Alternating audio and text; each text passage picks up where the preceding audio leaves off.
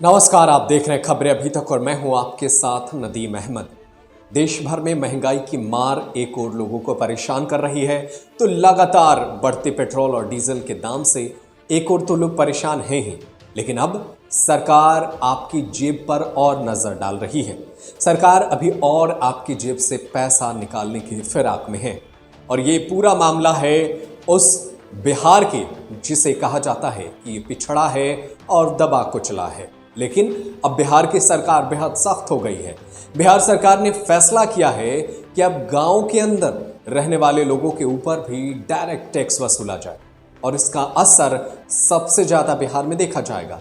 बिहार सरकार ने फैसला किया है कि गांव के अंदर जिन छतों पर या जिन खेतों पर टावर लगाए गए हैं उन लोगों से अतिरिक्त कर वसूला जाएगा। इसके साथ ही अगर आपके पास कमर्शियल वाहन है जैसे कि ट्रैक्टर, बस, ट्रक, ऐसी चीजें आप अगर आपके पास हैं जिसे आप कमर्शियल यूज के तौर पे इस्तेमाल करते हैं तो आपको पैसा देना पड़ेगा।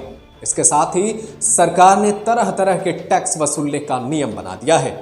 एक और जहां यह कहा जा रहा था कि देश में लॉकडाउन के बाद से देश के लोगों को आर्थिक तौर पर उबारने के लिए सरकार 20 लाख करोड़ का पैकेज दे रही है जो आम जनता को मिलेगी और जिससे आम जनता के पास पैसों का बखान हो जाएगा और देश की आर्थिक तरक्की होगी। और इसके साथ ही यह भी दावा किया जा रहा था कि इस बार बजट में देश के किसानों पर, देश के गरीबों पर टैक्स नहीं लगाया गया है। लेकिन अचानक से इन सब बातों को हटा करके बिहार सरकार के मंत्री सम्राट चौधरी ऐलान करते हैं कि गांव में जिन घरों पर कमर्शियल वाहन है, टावर हैं, जो एक पैसे की जुगाड़ के लिए अपने रोजगार को चला रहे हैं, उनके जेब से सरकार अब सीधा पैसा खींचने के फिराक में है।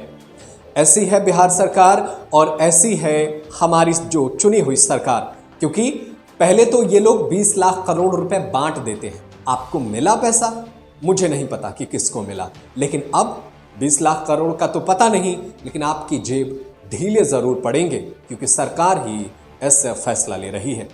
क्या कुछ है और कौन कौन से वो टैक्स है जो आपको देने पड़ेंगे, देखिए इस खास रिपोर्ट में और अपना राय हमें जरूर बताएं। बिहार पंचायत चुनाव के दरवाजे पर खड़ा है। किसी भी वक्त पंचायत चुनाव की घोषणा हो सकती है, लेकिन पंचायत चुनाव के पहले सरकार ने पंचायती राज व्यवस्था में टैक्स वसूली का नया सिस्टम खड़ा करने की तैयारी में है। नीतीश सरकार अब गांव में कारोबार करने वाले लोगों से टैक्स वसूली का सिस्टम बना रही है। यह वसूली पंचायतों के जिम्मे होगी। ग्राम पंचायतें अपने दायरे में होने वाली व्यावसायिक गतिविधियों पर टैक्स लगाएंगे और इसकी वसूली भी करेंगे। 3 महीने में पंचायत में नई सरकार का गठन होना है।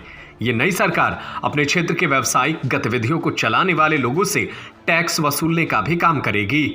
इसके लिए नीतीश सरकार नियमावली बना रही है। पंचायती राज मंत्री सम्राट चौधरी ने बुधवार को विधानसभा में इसकी घोषणा की। सम्राट चौधरी ने विधानसभा में कहा कि हम पंचायत को अपने पैरों पर खड़ा करना चाहते हैं। इसके लिए उसे एक टैक्स वसूली की शक्ति देने जा रहे हैं। नियमावली तैयार करने का काम भी चल रहा है।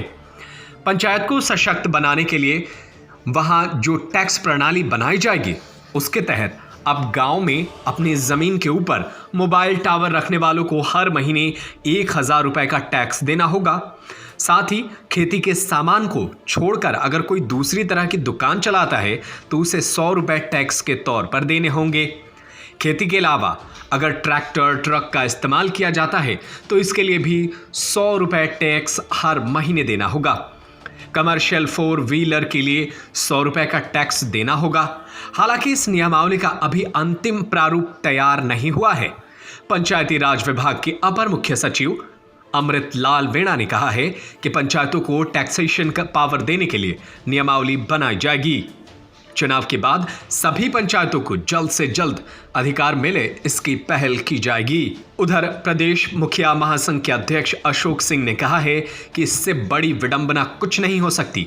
पंचायतों को अपने क्षेत्राधिकार में टाइप करने का अधिकार अब तक सरकार नहीं दे सकी है, जबकि इसका बाकायदा संवैधानिक अधिकार भी है।